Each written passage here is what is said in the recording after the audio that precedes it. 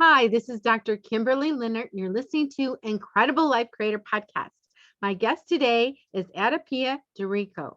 AdaPia Dorico is an investor, entrepreneur, advisor, and author who embodies vulnerability, resilience, and enlightened leadership. As her career took her from Silicon Valley and a few countries in between, she never stopped seeking her highest potential and her higher self. AdaPia is a powerful keynote speaker who is tapped for her expertise in entrepreneurship, real estate investing, and authentic leadership.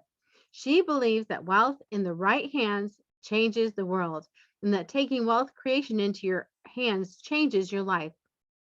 In her book, Productive Intuition, Connecting to the Subtle, she shares practical ways of accessing the wisdom of the body, heart, emotions, mind, and spirit to bring your whole self into alignment with your dreams and dharma, especially in work and business. Welcome to the podcast, AdaPia.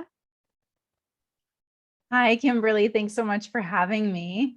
Hi. So, just so people can get to know you, tell us your story. You started one place and you ended up in countries and different places and business and mind, body. And so tell us your story so we can know you. Sure. Well, let's see. How do I start? It's like I feel like everything is a spiral.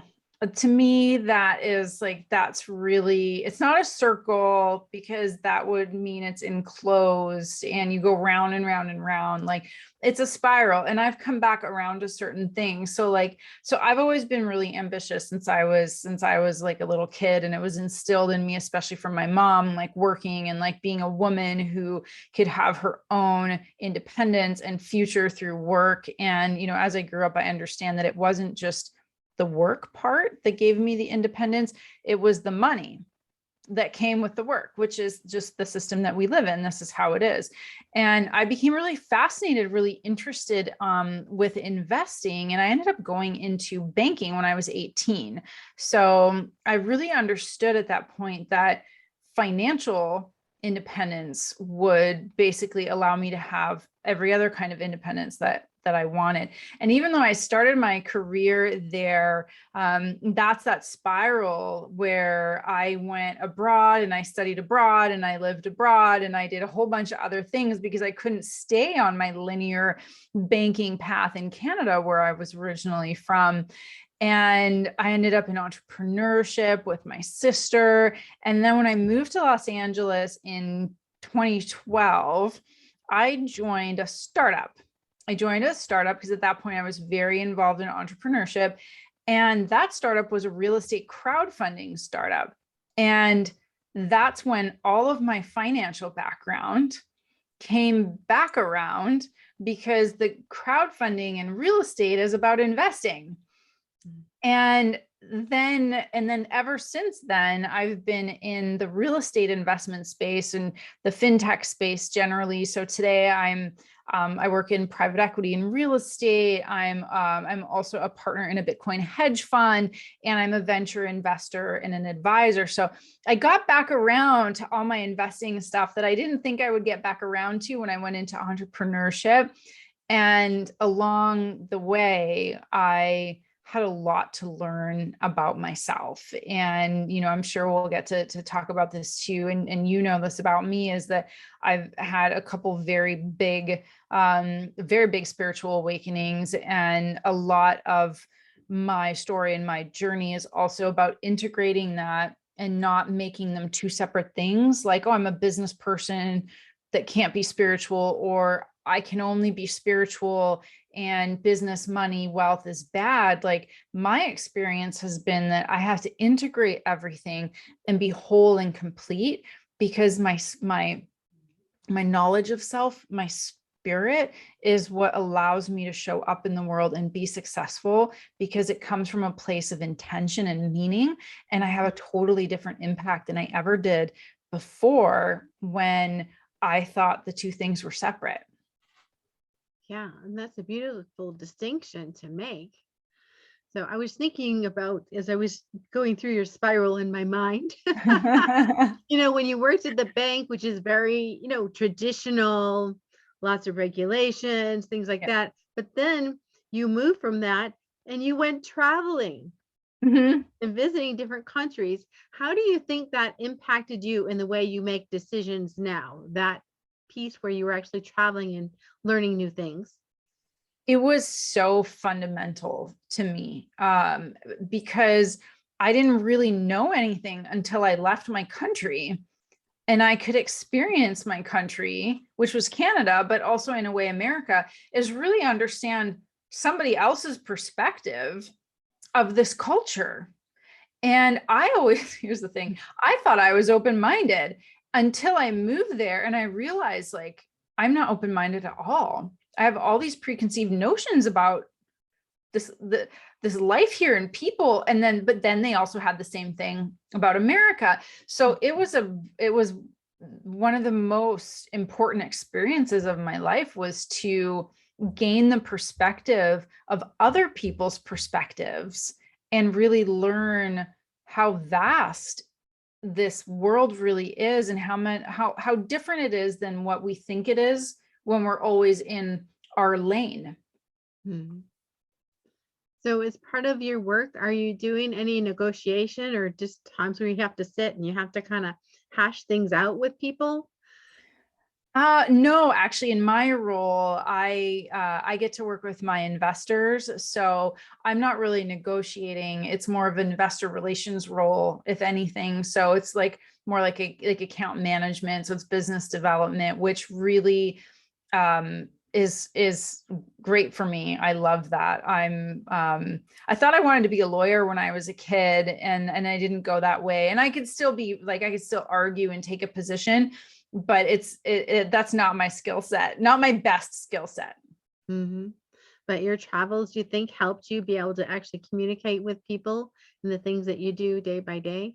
Oh, so much. I mean, I did a second degree when I was in Europe, and the thesis that I wrote for my degree was about the role of emotional intelligence in intercultural management. And that was back in 2000. So that's when Daniel Goleman first came out with that book, with the emotional intelligence book. And I could start to see and understand truly how important emotional intelligence is in intercultural management. Because in Europe, it's all intercultural. There's people from different countries constantly like working with each other, even in the same environment. At that point, I was in Brussels in Belgium. So that was, yeah, it's so important. Exactly.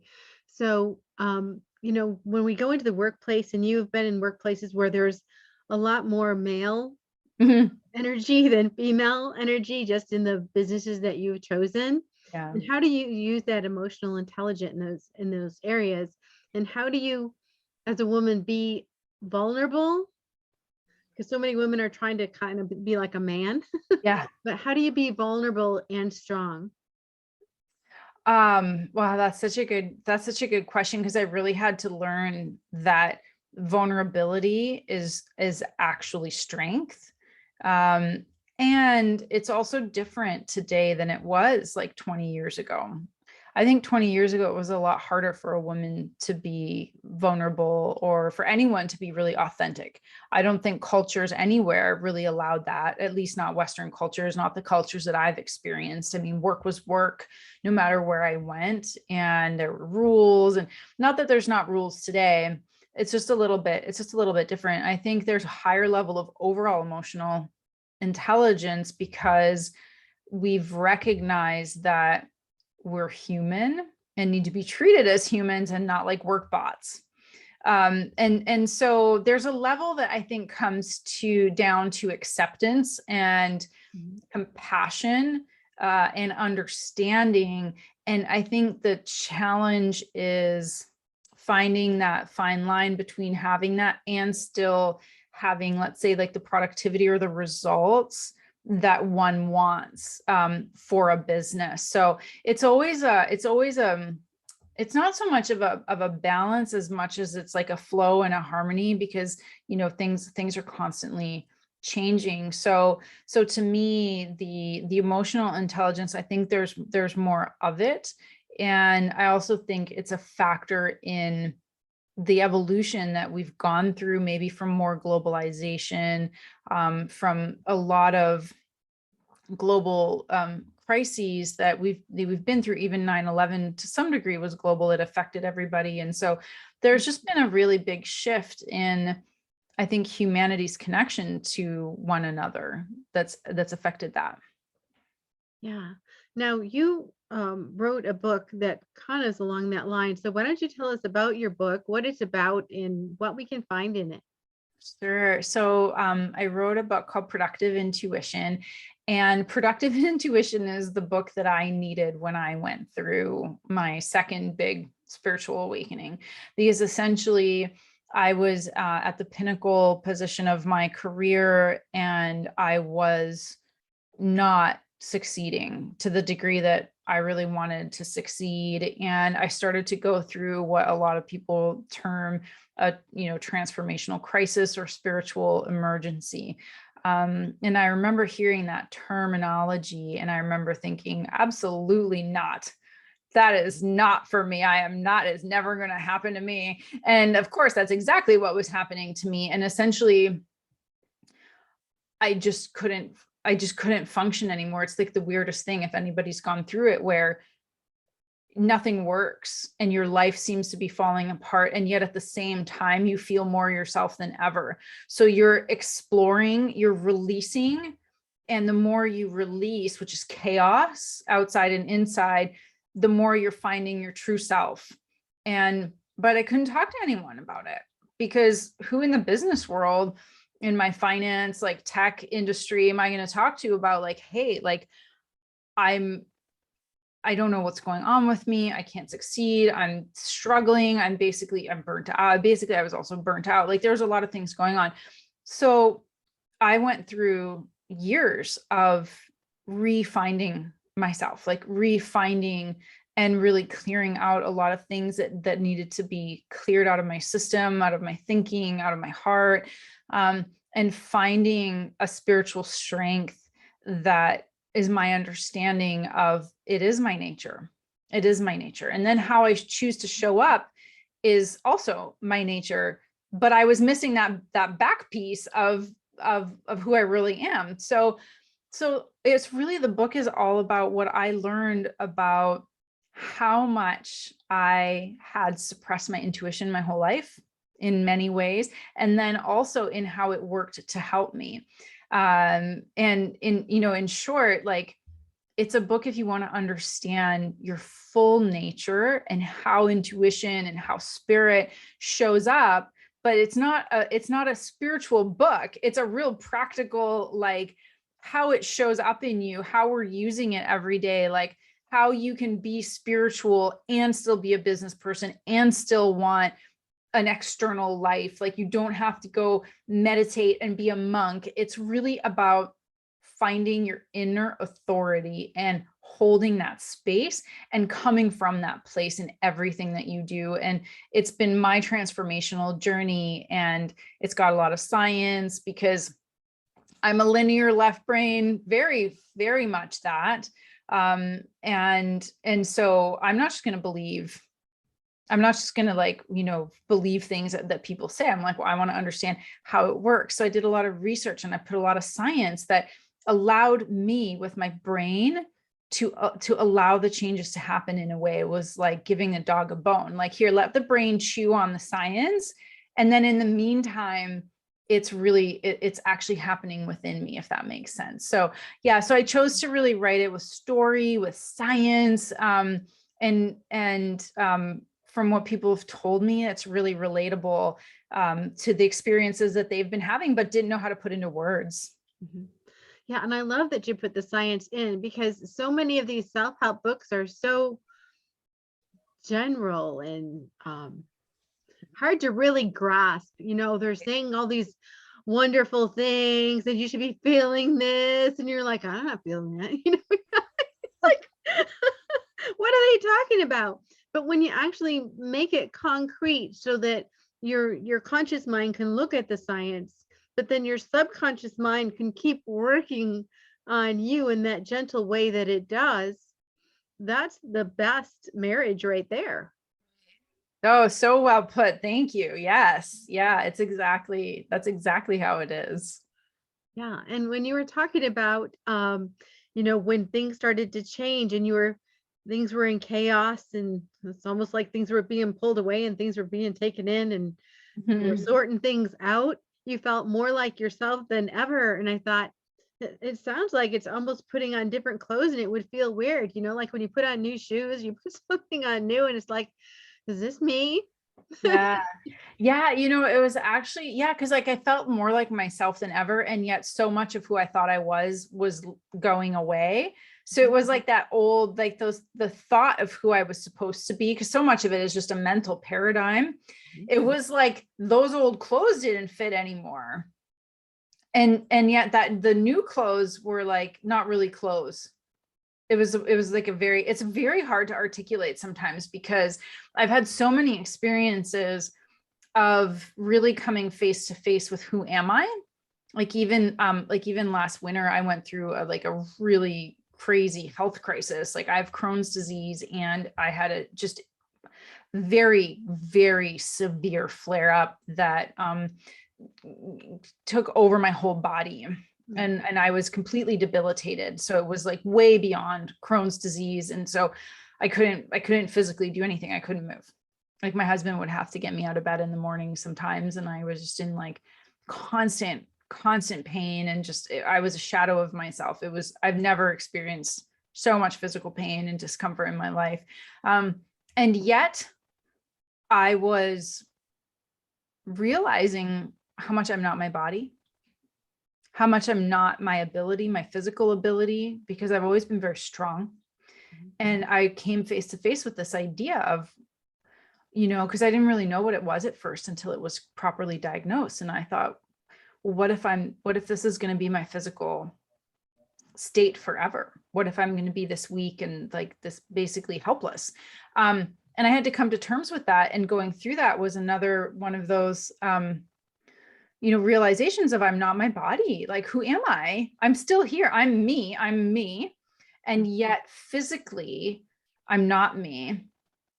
And it was a really profound experience of, again, who am I really?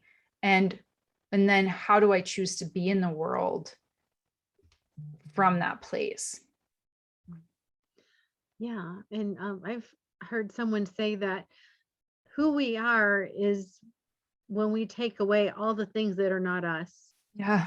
You know, we Oh, think we're so much. this, but we're not this. We're this with everything taken away. That's right. We're always here. That was the biggest thing that I realized is I'm never not me. I'm never not here. So who is that's always here?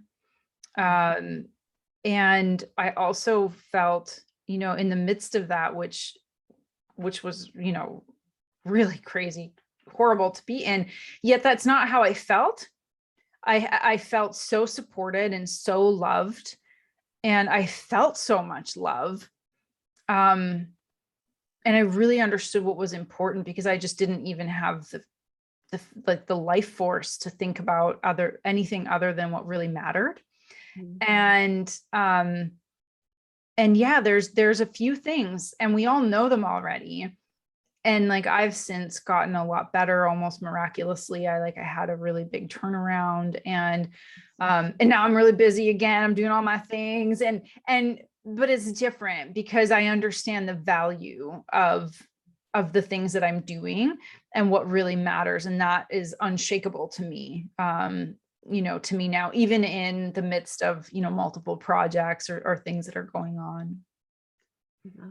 I was thinking about how, when you had to have your husband take you from your bed to do whatever it is you were doing, eating or whatever, um, is so many strong women or just strong people in general, we don't want to accept help, oh, we can do it. We got it under control. I don't, I'm good. And then when you're put in a place like that, it's like, you know, how did that change the way you were accepting help or accepting support? It's probably one of the biggest themes of my life, that one right there. asking for help or accepting help or being helpless in a way that was the ultimate like on the spectrum was being helpless. And because I'm very alpha, like I take care of the household, I take care of the finances, I cook, I take care of the dogs, like, and I'm fine doing that. That's who I am. I'm like totally good doing that. I couldn't do anything. And so everything was on him. And I felt bad at first. I felt guilty, right? It was a very thing that a lot of us do as women too. We feel really guilty, like, oh, he's doing all this work. Well, yeah, so was I. Right. And so it was like a really interesting, I was like constantly back and forth in my head about it. But I did learn how much, how supported I am and what it means to receive help. And that even though I never shy from giving help, and it would never occur to me that I wouldn't give help, but somehow I didn't put myself in the receiving. I don't put myself in the receiving position. I was like, why would somebody help me? I thought, if this is going to be me, why would my partners in the business, like, why would they keep me on? And then I would tackle those thoughts. And in reality, I just had to surrender so much. I just really had to surrender and just be in whatever moment that was. And I don't even know if it was trust. It wasn't like a mental trust. It was just that I'm going to deal with it. I'm dealing with it. And I could only be one day at a time. Like I think I was in an altered state because I was so deprived. Like, I mean, I just like, my body was like, it was tiny. Like I just lost so much weight. It was just horrible. So anyway, so it was such a it was such an unusual space to be in. But the help, when I came out of it, I realized like that it's really challenging to ask for help or to ask for what I need. And it's still hard, it still can be hard because it's just how I always have been. But I also recognize that it's one of the most important skills that I need to learn because people actually want to help, and it's good for them to help too, which is flipping it. It's not about me. I got to take it away from that. It's not about me. Mm-hmm. It's about them, and they actually want to be part of my life. And that comes in the form of participating and helping me. So it's an interesting, reframe. Exactly. Yeah. And, whenever we're going through big changes in our lives, the people around us are all affected. So through all this, this challenge and some of the other challenges you've had, what things have you observed that changed in your relationship with your husband that made it closer or further or made you look at each other a different way? Yeah. Well, when I was going through that awakening, I thought I was going to lose him because I couldn't language what was happening to me. And I don't want to burden other people with what's going on. And I didn't, and I knew he couldn't understand. He's very linear in his thinking. And I didn't have the vocabulary. I didn't have the knowledge. That's why I had to do such a deep spiritual dive, because I couldn't find answers in the knowledge that I had already. And so and then at some point I realized that we were just growing really, really far apart. And he could sense that I was changing, but we never talked about it. And at a certain point, I really just had to swallow, whether it was pride or fear of like, I don't know what's going on. And I had to say to him, like, I had to open up. I had to be very vulnerable and say, like, I don't know what's happening. I really don't know what's happening to me, but I know that this is again, I feel more myself than I've ever felt. And then we just started slowly talking about it, and it brought us a lot closer. And we had a lot to work through, because for a partner to be present to someone's awakening and transformation that doesn't have the resources or the knowledge or even nothing, it was really challenging. And we went through a lot of really challenging scenarios where I didn't know if we were going to make it, but we did.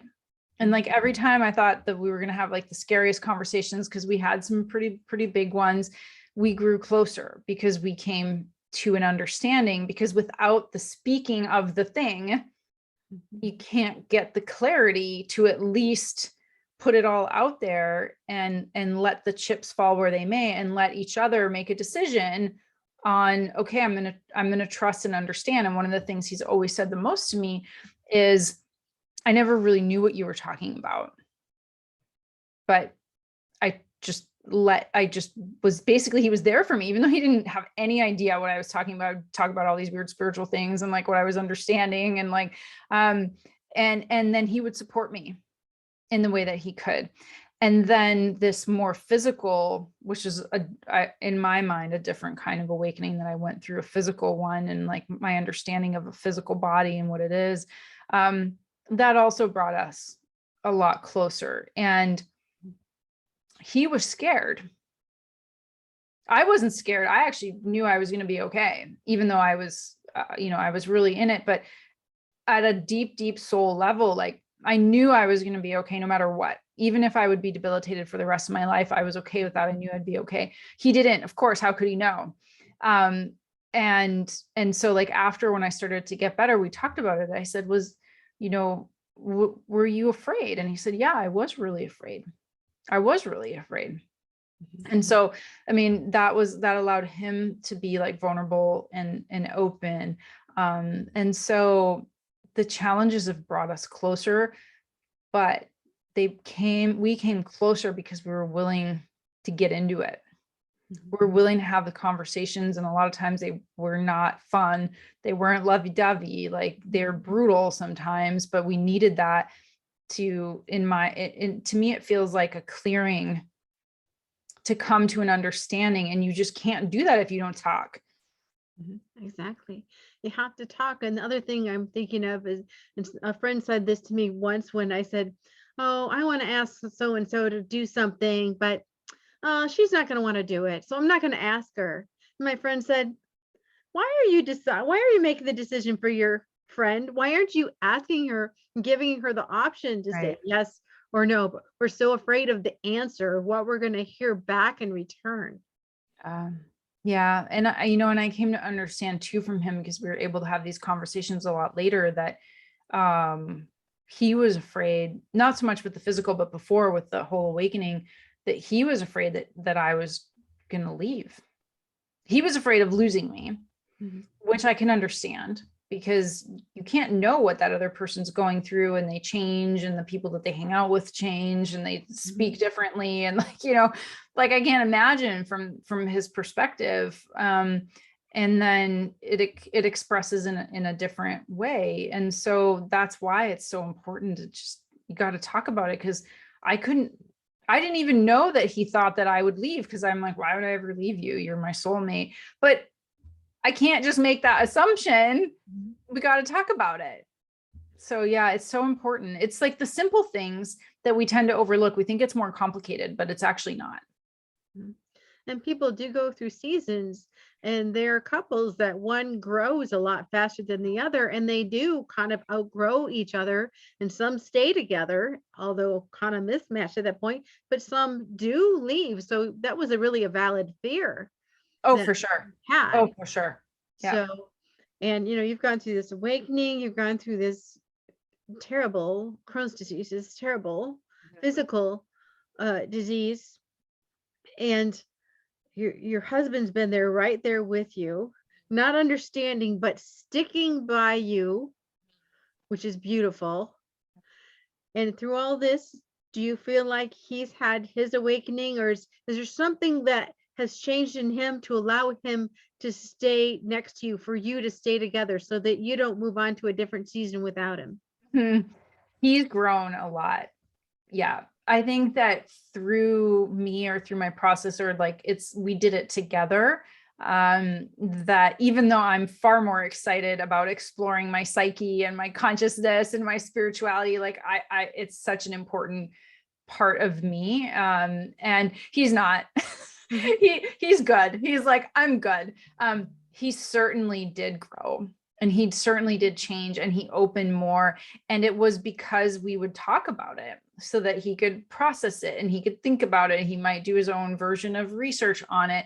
I don't think he's necessarily had an awakening, because my sense of him is he's actually way more connected spiritually than he wouldn't call it that.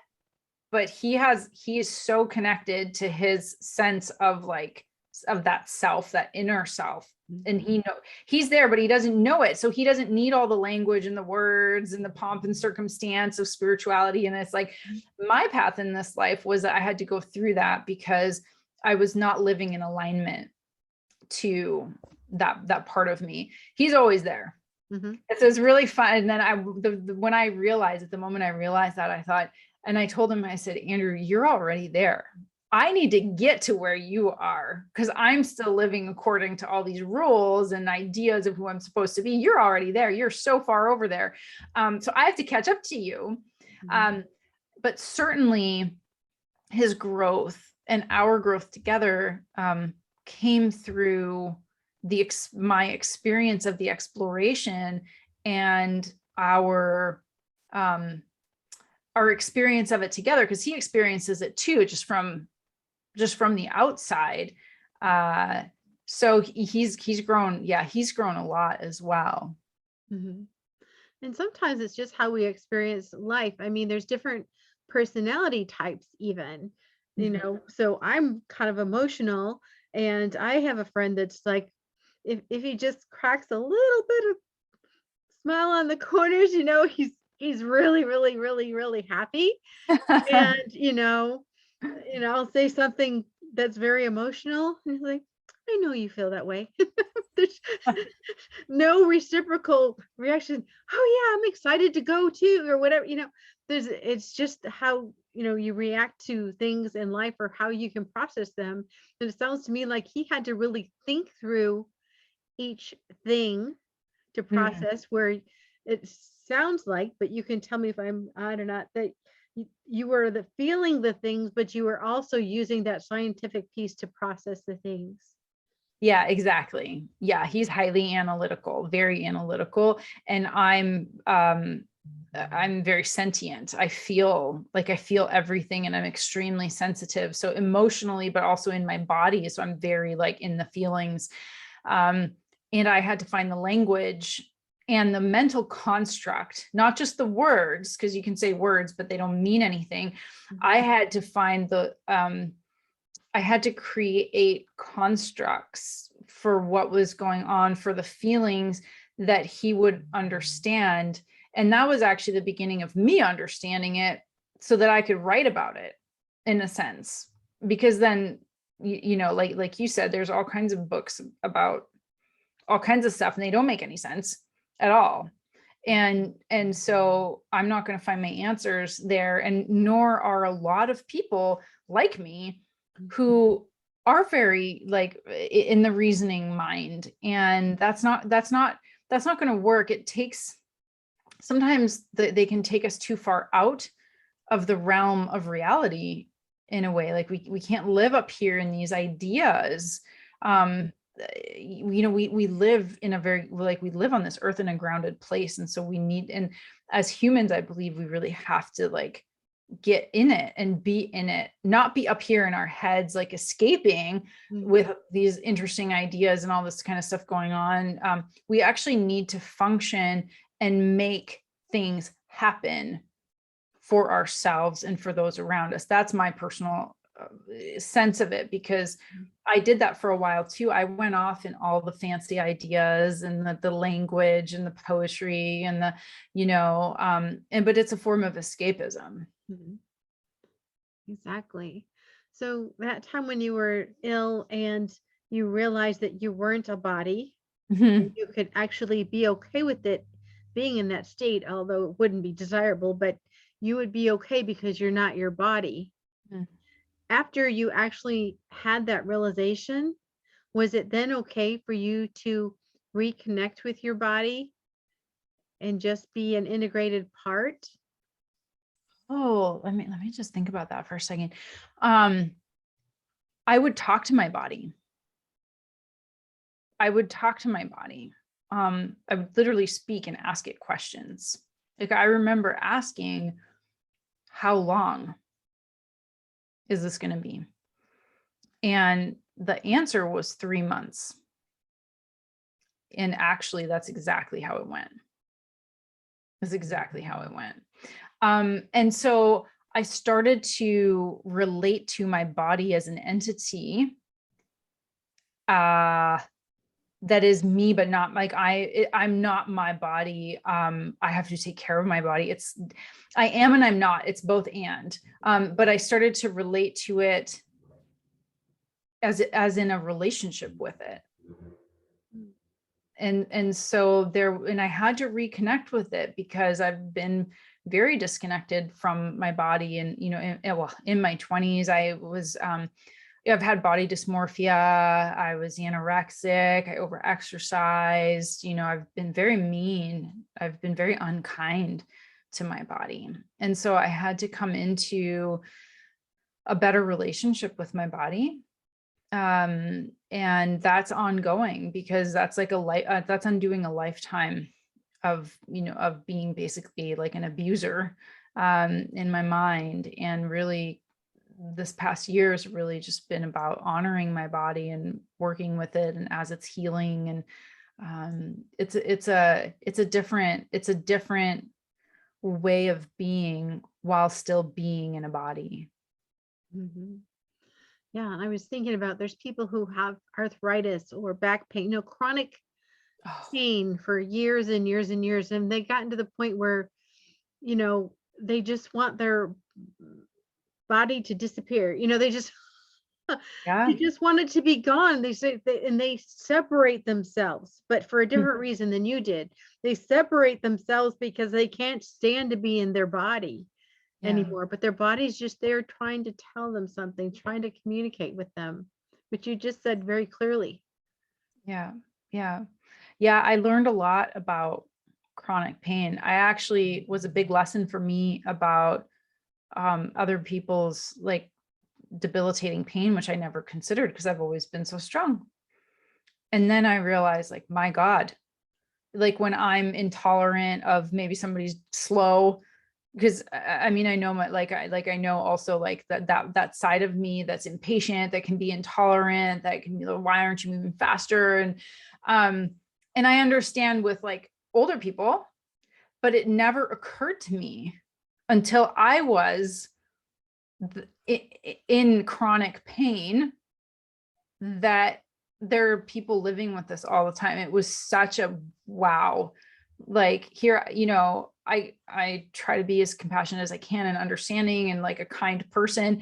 And that was such a wake-up call for me. Like there's other things out there. And so that was another big lesson for me, was just a level of understanding and compassion for people who have any kind of chronic pain that's debilitating, that doesn't allow them to function and be able-bodied in a society that is built for able-bodied people. So that was a whole other lesson for me around compassion and understanding of other people.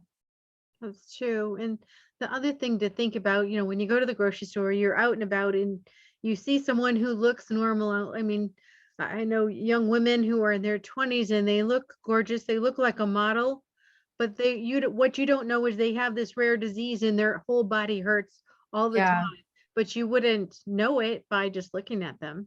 Yeah. Just that whole judgment. And that's the next question I kind of wanted to ask about: judgment, forgiveness. Whenever people are going through these things, a lot of times they mention forgiveness, or they were judging, or did you go through any of that?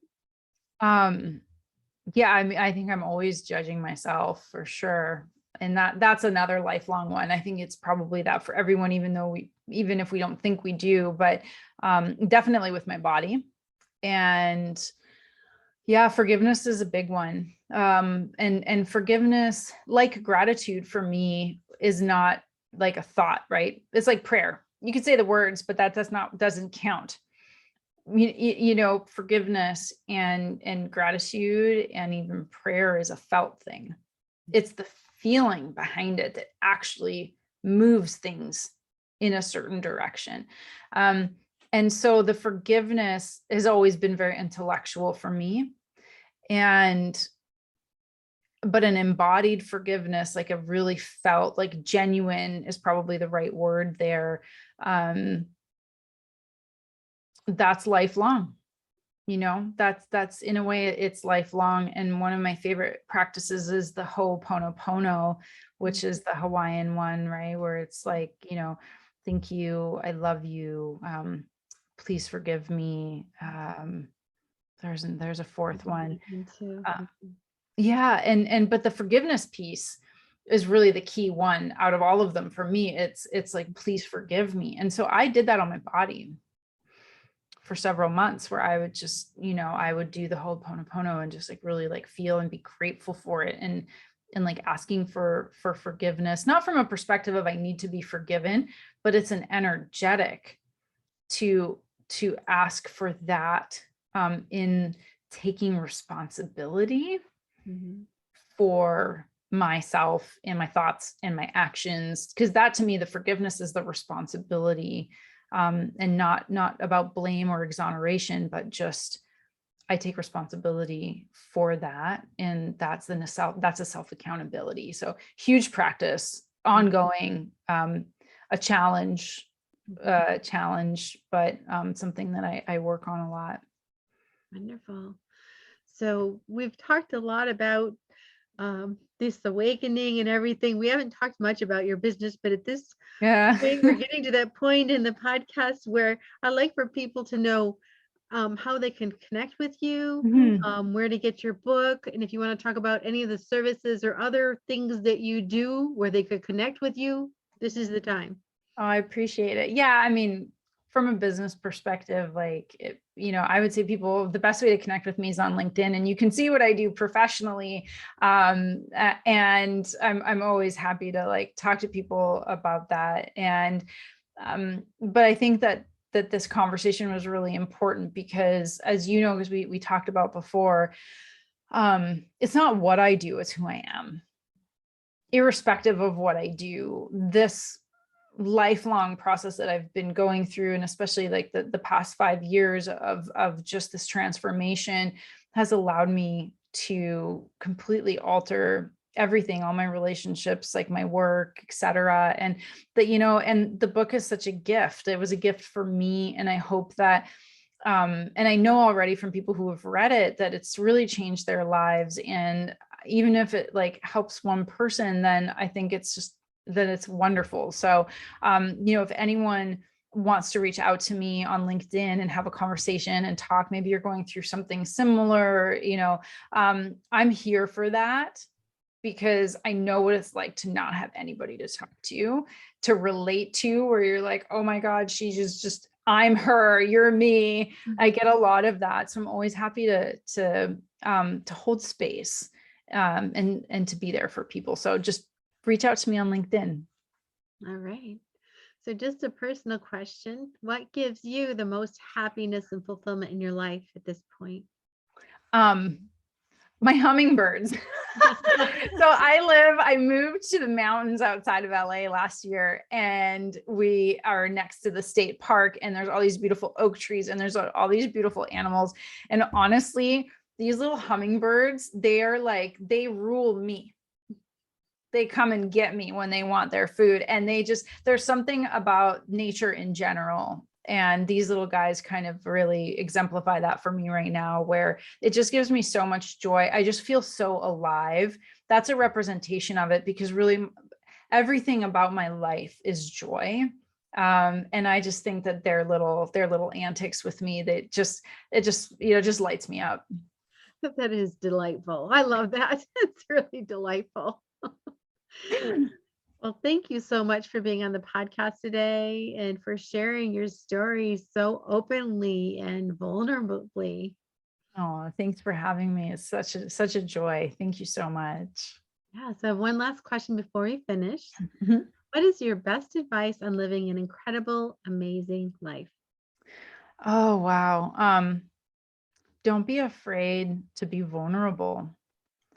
You'll be really surprised at the results. I think that would be it. Like really like authentic, opening up vulnerability will completely change your life for the better. All right. Thank you so much.